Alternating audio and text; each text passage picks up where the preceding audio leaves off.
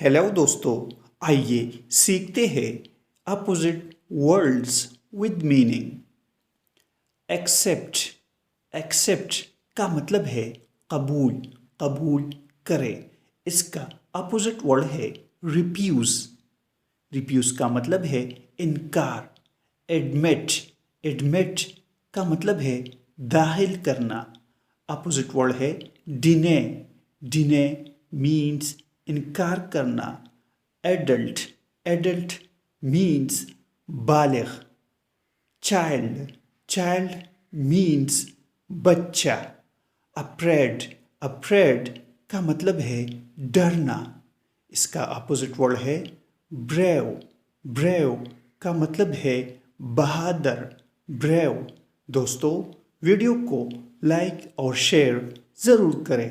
Thanks for watching this video.